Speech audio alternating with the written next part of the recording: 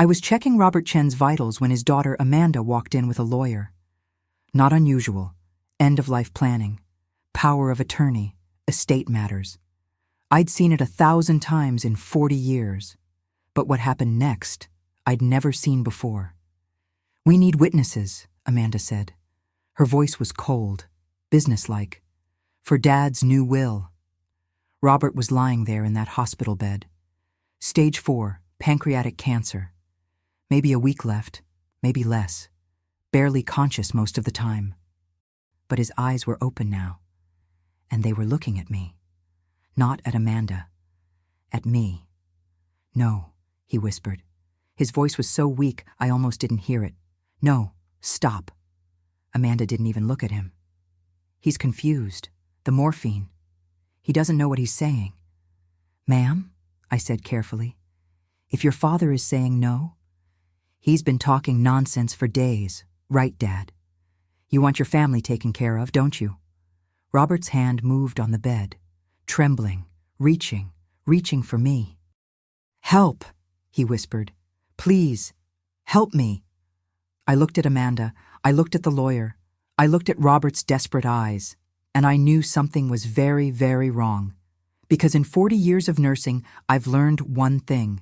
Dying people don't lie. They don't have time for lies anymore. And Robert Chen wasn't confused. Robert Chen was terrified. Have you ever witnessed something in a hospital that didn't feel right? Share your experience in the comments. And if you're new here, subscribe so you don't miss the next story.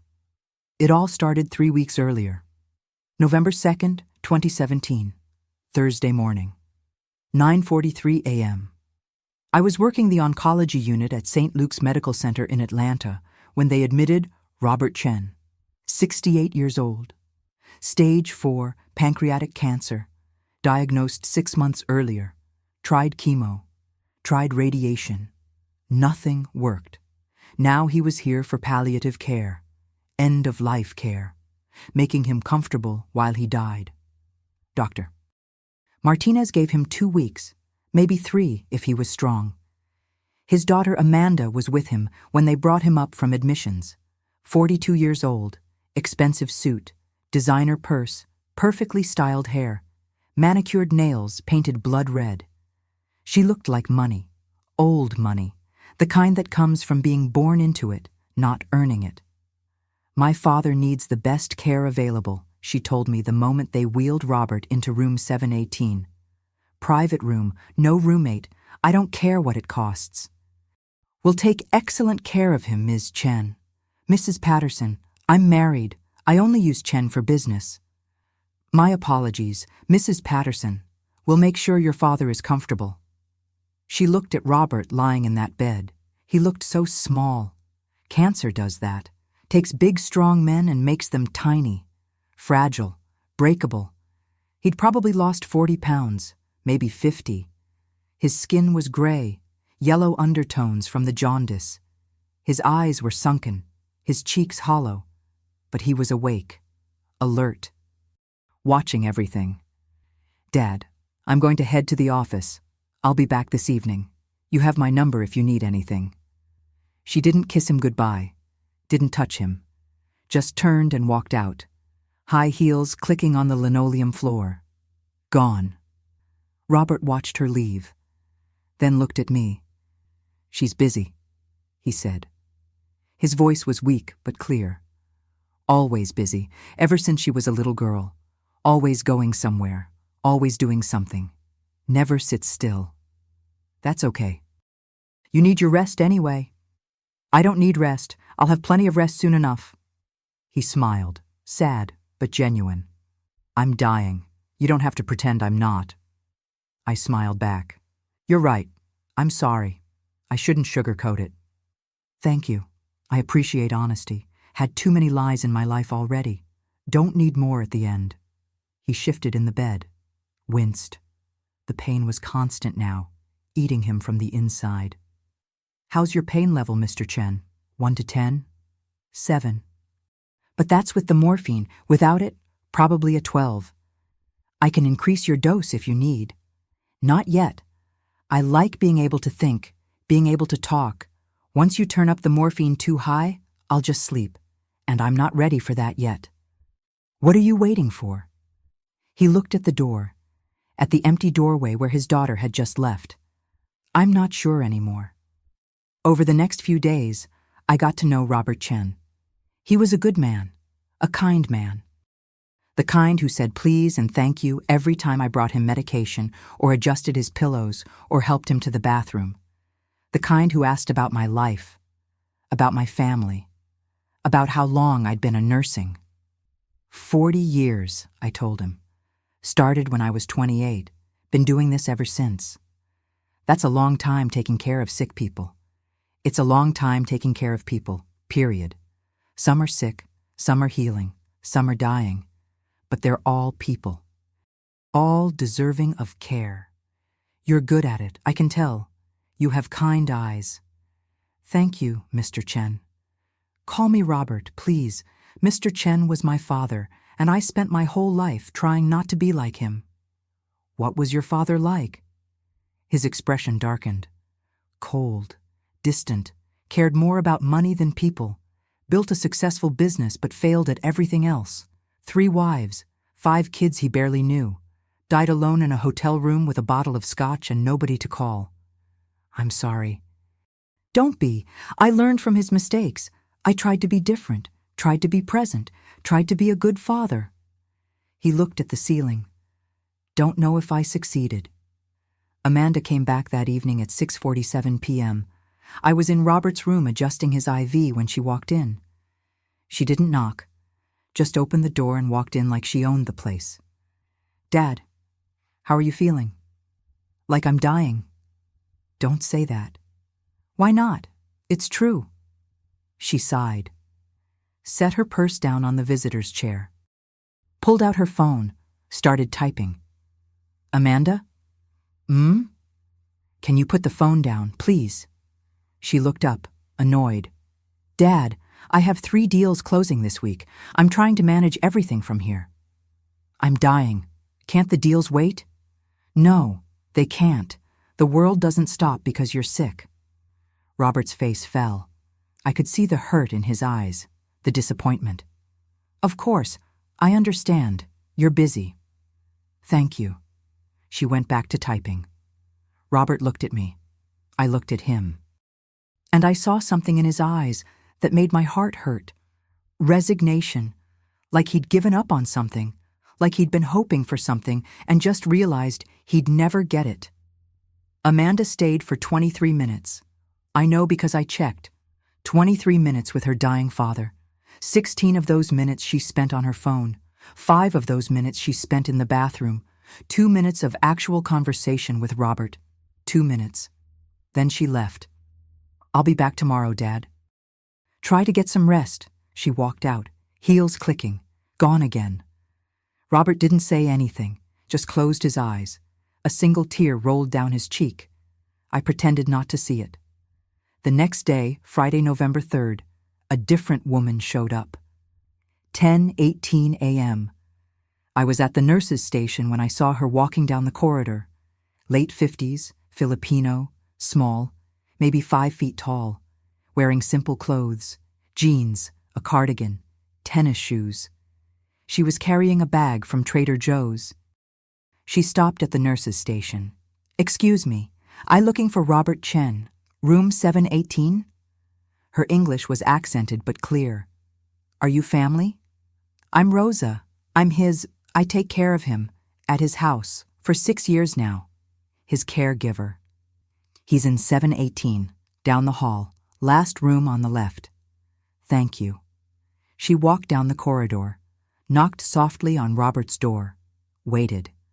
I heard his voice from inside. Come in. She opened the door, and I heard something I hadn't heard since Robert arrived. Joy.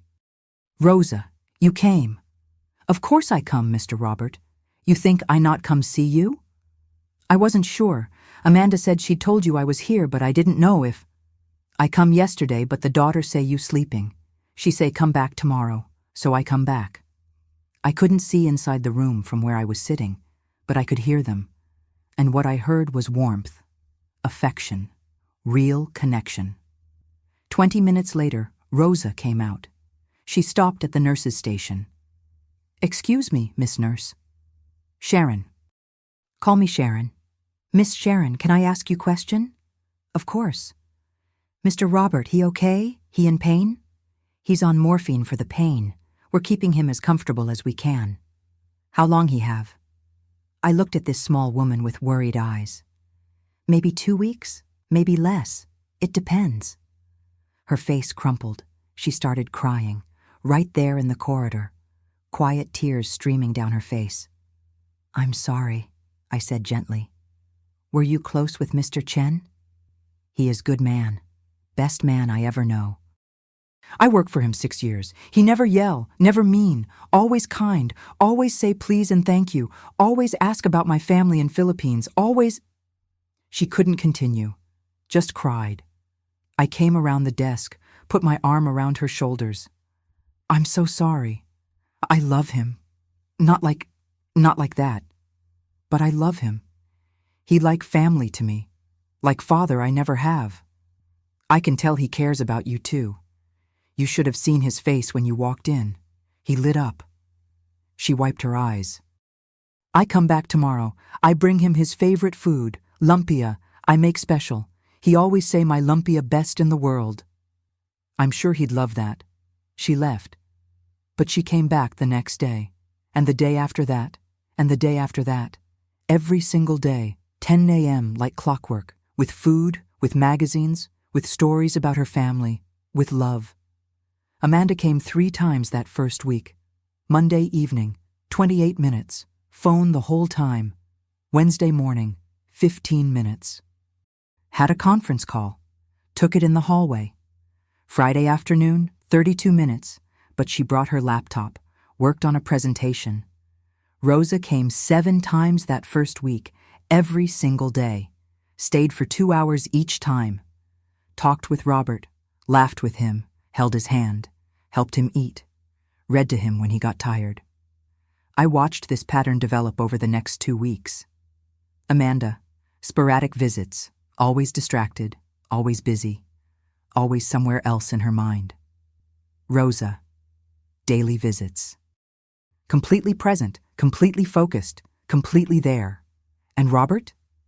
Robert lit up when Rosa walked in. Robert's face fell when Amanda left. On November 14th, 12 days after Robert was admitted, Dr. Martinez told him the cancer had spread to his liver. Days left, not weeks, maybe a week, maybe less. Robert took the news calmly. "Thank you for being honest with me, Dr. Martinez. I'm sorry I don't have better news." "Don't be. You've done everything you could. Some things just can't be fixed." After Dr. Martinez left, Robert looked at me. "Can you do me a favor, Sharon?" "Of course. Can you call Rosa? Tell her I'd like to see her today if she can come." "I'll call her right now." "And Amanda, can you call her too?" "Of course." I called Rosa first. She answered on the first ring. "Hello?" "Rosa, this is Sharon from St. Luke's. Robert asked me to call you. He'd like to see you today if possible." "I come now. I leave work now. I be there 30 minutes. She hung up. I called Amanda. Voicemail. I left a message. "Mrs. Patterson, this is Sharon Williams from St. Luke's Oncology Unit. Your father asked me to call you. He'd like to see you today if you're available. Please call back when you can." She called back 2 hours later. "What's wrong? Is Dad okay?" "He's stable but declining. He asked to see you. I'm in Boston, closing a deal. I can probably fly back tomorrow." Tomorrow. Her father had days left and she'd fly back tomorrow. "I'll let him know." I went back to Robert's room. Rosa was already there, sitting beside his bed, holding his hand, talking softly in Tagalog. He was smiling. "Mr. Chen, I spoke with Amanda. She's in Boston, but she'll try to come tomorrow." The smile faded. "Of course. She's busy. I understand." "I'm sure she'd come today if she could." "No, you're not sure. And neither am I." He looked at Rosa. "But Rosa is here. Rosa is always here." Rosa squeezed his hand. I always be here, Mr. Robert, always. That evening, Robert asked to speak with me privately. Rosa had just left. 8:47 p.m. Sharon, can I ask you something? Anything? If someone wants to change their will, how do they do that? In a hospital? My blood went cold, not because of the question, but because of the timing, and because of what I'd been witnessing for 2 weeks. You can have a lawyer come to the hospital. They can draft a new will. You'd need 2 witnesses who aren't beneficiaries. Usually hospital staff can witness. Have you done it before? A few times, not often. Usually people have their estate planning done before they get this sick. I had mine done, 10 years ago. Left everything to Amanda. She's my only child. Made sense. And now you're reconsidering?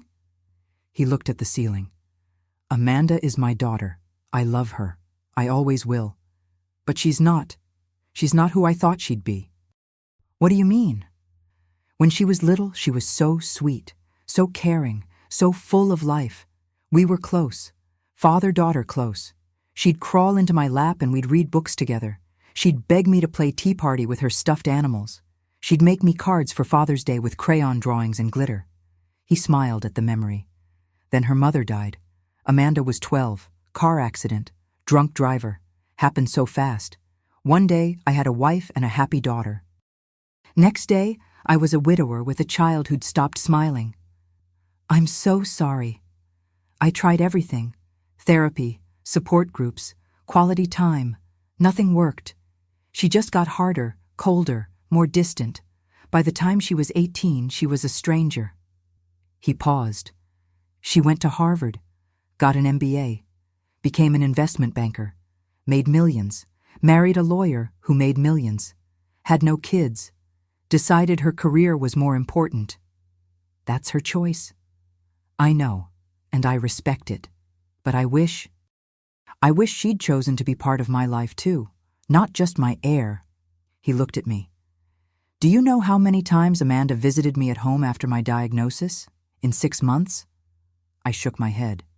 3 times. 3. For a total of maybe 2 hours.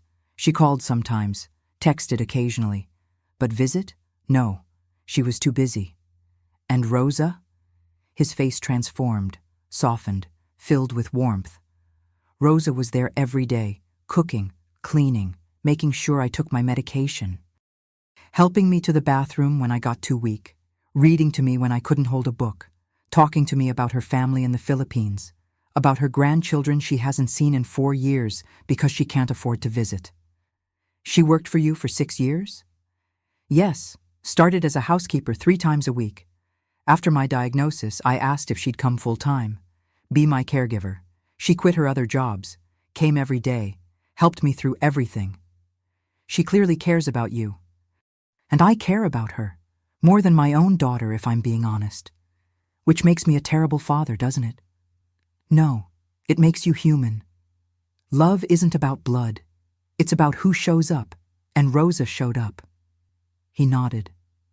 That's what I keep thinking. Amanda has my blood, but Rosa has my heart. Amanda will inherit millions she doesn't need. Rosa struggles to send money home to her family. What are you thinking about doing? I'm thinking about splitting it, half to Amanda, half to Rosa. Amanda gets the house, the investments, the retirement accounts. Rosa gets cash, enough to go home to the Philippines, enough to never have to work again, enough to see her grandchildren grow up. He looked at me with desperate eyes. Am I crazy? Am I being unfair to Amanda? I thought carefully about how to answer. Mr. Chen, it's your estate. You can do whatever you want with it. But I will say this. Amanda is your daughter. Blood matters. And even if she hasn't been present the way you wanted, she's still your child. I know. That's why I'm splitting it. Not cutting her out completely, just sharing it with someone who earned it. Have you told Amanda what you're thinking? No, and I don't plan to. She'd fight it. She'd say Rosa manipulated me. She'd contest the will, make it ugly. Then you need to make sure the will is ironclad, clear mental capacity, multiple witnesses. Maybe even a video of you explaining your reasoning. Will you help me? I looked at this dying man. This man who'd been abandoned by his daughter. This man who'd been cared for by a woman who owed him nothing. This man who wanted to do the right thing. "Yes," I said. "I'll help you." The next morning, November 15th, Robert called a lawyer, Gerald Morrison, a state attorney, 30 years of experience. He arrived at 2:47 p.m. Tall, gray hair, expensive suit, carrying a leather briefcase. "Mr. Chen, I understand you want to make changes to your will." "Yes, substantial changes." "And you're certain about this? You're not being coerced or influenced?" "I'm dying. I have days left. I'm more certain about this than anything in my life." "All right, tell me what you want." Robert explained. His estate, approximately $8 million. House in Buckhead, $2.5 million. Investment accounts, $4 million. Retirement accounts, $1.5 million. New distribution to Amanda Patterson, daughter. The house, half the investment accounts, half the retirement accounts. Total, approximately $4.25 million. To Rosa Mercado, caregiver. Half the investment accounts, half the retirement accounts, plus $200,000 in immediate cash. Total, approximately $3.75 million. Gerald Morrison raised his eyebrows. "That's a very generous bequest to a non-family member. Rosa has been more family to me in 6 years than Amanda has been in 42. Your daughter may contest this. Let her try. I'm of sound mind. I'm making this choice freely, and I have my reasons." "Can you articulate those reasons?" "Rosa cared for me when no one else would. She showed up every single day for 6 months while I was dying. She cooked my favorite foods. She held my hand. She made me laugh. She treated me with dignity and love. My daughter visited 3 times in 6 months. She's here now only because I'm in the hospital and she couldn't ignore it anymore. I need to assess your mental capacity, Mr. Chen. Standard procedure. Can you tell me today's date?" "November 15th, 2017. "Who is the current president?" "Unfortunately, Donald Trump." Gerald smiled. "What year were you born?" 1949. "What's 100 minus 7? 93. And 93 minus 7? 86. "Who are your heirs?" "Amanda Patterson, my daughter, and Rosa Mercado, my caregiver." "And you understand that by giving approximately half your estate to Ms. Mercado, your daughter will inherit significantly less than she would have under your previous will?" "Yes, and she'll still inherit over $4 million. She'll be fine." Gerald nodded. "You're clearly of sound mind, Mr. Chen. I'll draft the new will. We'll need 2 witnesses who aren't beneficiaries. Hospital staff usually work." "Sharon has agreed to witness, and maybe another nurse?" "I'll find someone," I said. Gerald spent the next hour drafting the will. Robert reviewed it carefully. "This is perfect, exactly what I want. We'll execute it tomorrow. I'll bring the final documents. Have your witnesses ready." He left at 4:13 p.m.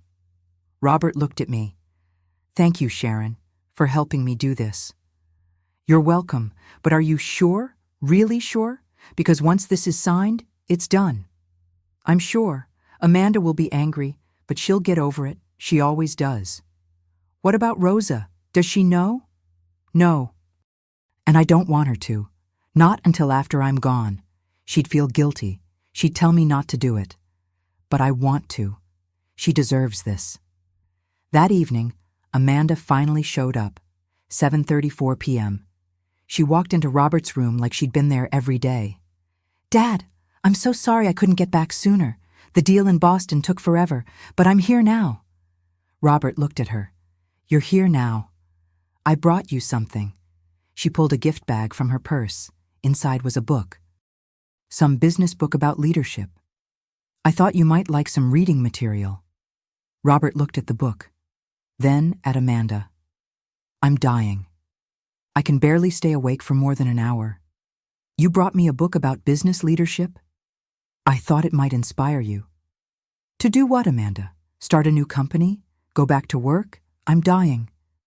She sat down in the visitor's chair, crossed her legs, pulled out her phone. I know you're sick, Dad. But that doesn't mean you have to be negative about everything. Robert stared at her. Put the phone down. Dad. Put the phone down. She put it down, looked at him with irritation. What? Do you love me? The question hung in the air. Amanda's face went through several emotions. Confusion, annoyance, then guilt. Of course I love you. You're my father. When was the last time you told me? Silence. I don't know. Recently. Try 10 years ago.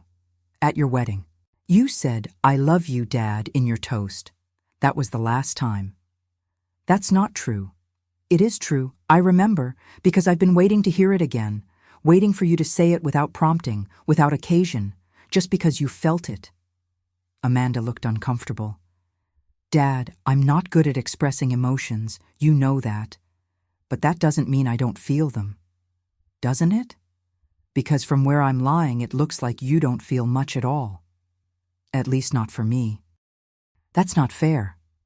What's not fair is having a daughter who visits me 3 times in 6 months while I'm dying. What's not fair is you spending more time on your phone than talking to me. What's not fair is you flying to Boston for a business deal when your father has days left. Amanda stood up.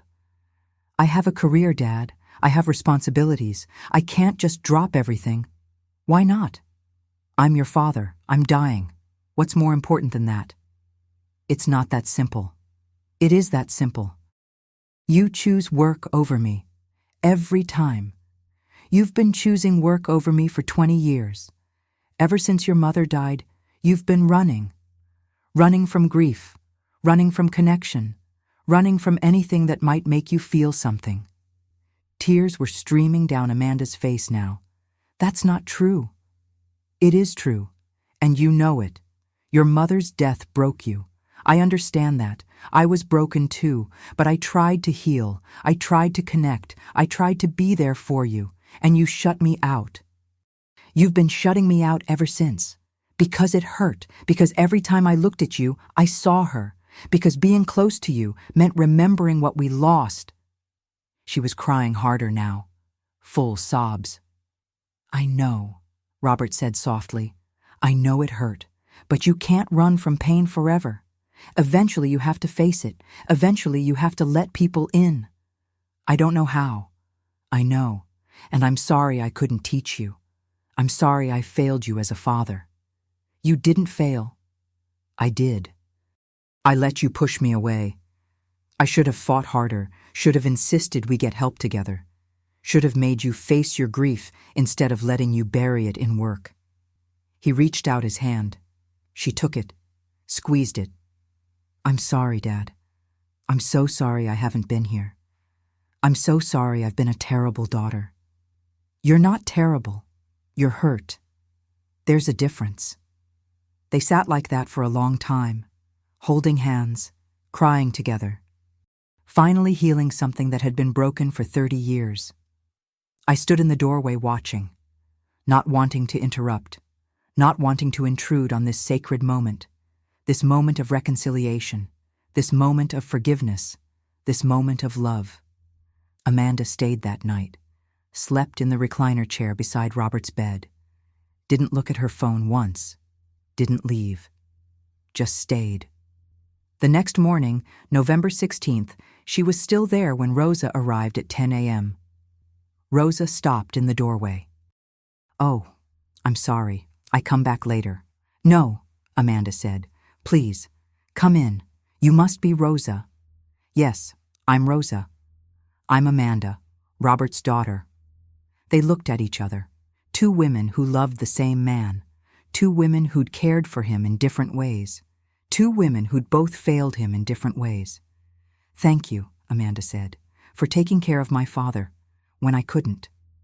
Rosa's eyes filled with tears. He is good man, easy to take care of. I know. I forgot. I forgot how good he was. I got so busy with my life that I forgot about his. She looked at Robert sleeping peacefully in his bed. I can't get that time back. I can't undo the last 6 months. But I can be here now, I can be present for whatever time he has left. That is good. He needs you. He always talk about you. Always say, my Amanda so smart, my Amanda so successful. He's so proud of you. Amanda started crying again. I don't deserve his pride. I've been a terrible daughter. No. You just been lost, but you here now. That is what matter. Rosa walked to the other side of the bed, sat down, took Robert's other hand, and the three of them, father, daughter, caregiver, sat together in that quiet hospital room. A family. Maybe not by blood entirely, but by choice, by love, by presence. At 2:47 p.m., Gerald Morrison returned with the final will documents. Robert was awake. Amanda was there. Rosa was there. Mr. Chen, I have your will ready for signature. Do you want to proceed? Robert looked at Amanda, looked at Rosa, then looked at me. I knew what he was thinking. The will he'd asked me to witness yesterday, the will that split his estate between Amanda and Rosa.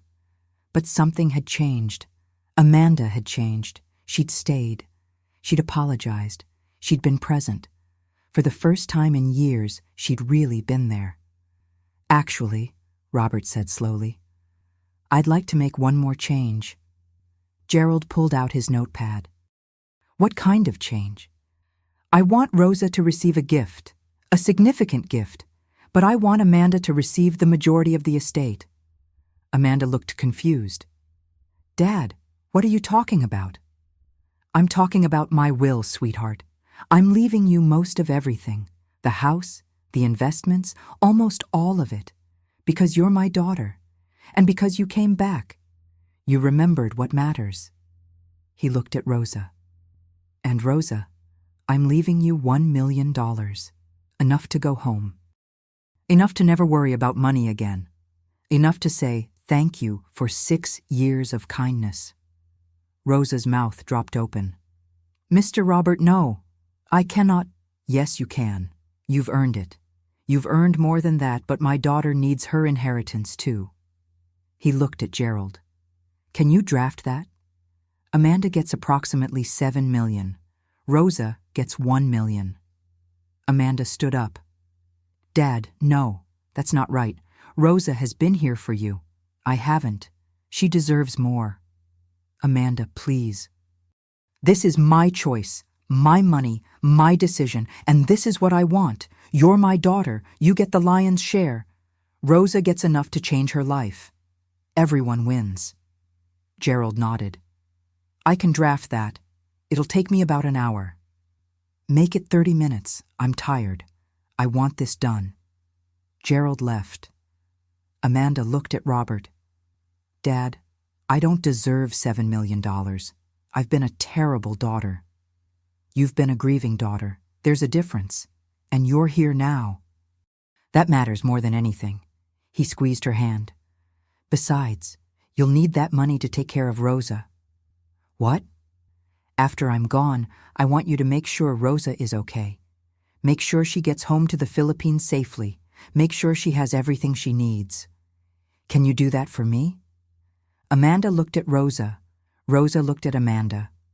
Yes, Amanda said, I can do that. I will do that. Good, then I can die happy. Gerald came back at 3:28 p.m. with the revised will. Robert read it carefully. Signed it. I witnessed. Another nurse, Karen, witnessed. Gerald notarized. Done. Thank you, Robert said. Now I can rest. And he did. He closed his eyes, and he rested. Robert Chen died 3 days later, November 19th, 2017, 4:47 a.m., peacefully, in his sleep. Amanda was there. She'd been there for 3 days straight, hadn't left his side. Rosa arrived at 10 a.m. like always. She didn't know. Walked into the room with her bag of food, saw Amanda crying, saw the empty bed, and knew. She dropped the bag, food spilling everywhere, and fell to her knees, sobbing. Amanda got up, went to her, held her, and they cried together. 2 women who loved Robert Chen, 2 women who'd lost him, 2 women who'd gained each other. The reading of the will happened 2 weeks later, December 1st, 2017. Gerald Morrison's office. Amanda was there. Rosa was there. Amanda's husband Patrick was there. Gerald read the will. To Amanda Patterson, the house in Buckhead, all investment accounts, all retirement accounts, all personal property. Total value, approximately $7.2 million. To Rosa Mercado, cash bequest of $1 million to be distributed immediately upon probate. Rosa started crying. I cannot believe he'd do this. He loved you, Amanda said. You earned it. But I just do my job. I just take care of him. You did more than your job. You loved him. You were there for him. You made his last months bearable. That's worth more than money. Rosa wiped her eyes. He was good man. Best man I ever know. Me too, Amanda said. And I'm so sorry I forgot that. I'm so sorry I wasn't there. You were there at the end. That is what he wanted. He'd die happy because you come back. Amanda nodded, then pulled an envelope from her purse. Rosa, my father asked me to take care of you, and I intend to keep that promise. This is a check for $100,000. To help you get settled in the Philippines, to help your family, to make sure you have everything you need while the will goes through probate. Rosa stared at the check. I cannot take. Yes, you can. Please. Let me do this. Let me honor my father by honoring you. Rosa took the check. Started crying again. Thank you. Thank you so much. No. Thank you. For loving my father when I couldn't. For being there when I wasn't. For teaching me what it means to really care for someone. I went to Robert's funeral, December 5th, 2017, St. Patrick's Cathedral. The church was packed, friends, colleagues, former employees, people whose lives Robert had touched. Amanda gave the eulogy. My father was a good man, a kind man, a man who believed in showing up, in being present, in loving people through actions, not just words. I failed him in that. For many years, I was too busy, too focused on my career, too afraid of my own grief to face him and all the memories he represented. But in his final days, he taught me something important. He taught me that it's never too late to come back. It's never too late to say I'm sorry. It's never too late to be present. She looked at Rosa sitting in the front row. My father also taught me that family isn't just blood. Family is who shows up, who stays, who loves you when you're at your worst. Rosa Mercado was family to my father. She cared for him with devotion and love. She showed up every single day. She made his final months bearable. And in his will, my father honored that. He left Rosa a significant bequest. Not because she asked for it, not because she manipulated him, but because she earned it, through kindness, through presence, through love. Some people might question his decision. Some people might say he should have left everything to me, his daughter. But I don't question it. I understand it, and I honor it. Because my father was right. Rosa earned it. And I'm grateful he had someone like her when I wasn't there.